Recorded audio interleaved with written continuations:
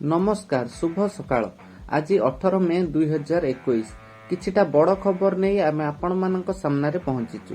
समस्त खबर उपरे नजर पकाइबा पई वीडियोटी को शेष पर्यंत देखंतु।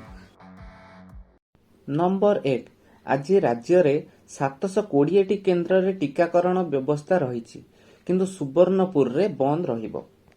नंबर 2 महाराष्ट्र गुजरात रे बात्या ताउतेर तांडव। मुंबई रे 114 किलोमीटर बेगरे बहिला पवन। गोवा रे हेला भीषण वर्षा। नंबर 3 कांदुची कलाकार झुरुची ओडिशा। संगीत निर्देशक अमरेंद्र महांती कोरोना रे देहांत। भुवनेश्वर रे एक घरोई हॉस्पिटल रे चलीथिला तांकर चिकित्सा। नंबर 4 सर्वदलीय बैठक रे मुख्यमंत्री का घोषणा। गाँ रे तालाबंद निष्पत्ति नहीं पारिबे सरपंच।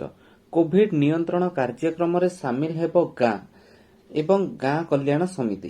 घर को घर बुली सर्वे करिवे एएनएम टीम और आशाकर्मी। नंबर 5 समग्र विश्व रे पालित हेला अष्टम आर्ट ऑफ गिविंग दिवस। चलित वर्ष विषय वस्तु थिला my mother my hero. Number 6 Shivsundar Das भारतीय महिला क्रिकेट दलर बैटिंग कोच हेले नियुक्त।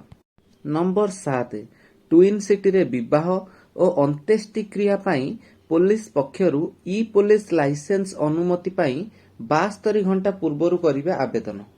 नंबर 8 आकाश रे चंद्र एवं 5टी ग्रह बुध शुक्र मंगल बृहस्पति एवं शनि देखा देबे। एही 5टी ग्रह मे 25 पर्यंत आकाश रे देखा जिवे। नंबर 9 ममता योजना नियमावली रे संशोधन। पंजीकरण अवधि 7 मास को वृद्धि। नंबर 10 युक्त 2 प्रथम वर्षर छात्र छात्री को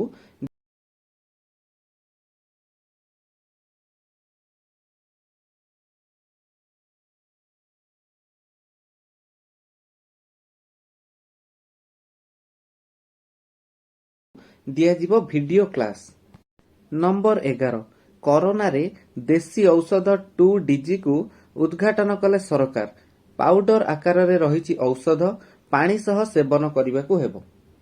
नंबर 12 मेक्सिको सुंदरी आंडिया मेजा 2020 रो मिस यूनिवर्स मुकुट विजयी होई। वीडियोटी आपण माननकु निहाती भाबरे नंबर 13 नारदा मामला रे देबाकू सीबीआई द्वारा टीएमसी रो 2 मंत्रीक सहित मतामत देइ चारि गिरफ। आज पई एतेकी पुणी काली आसीबु नुवा खबर सह। धन्यवाद।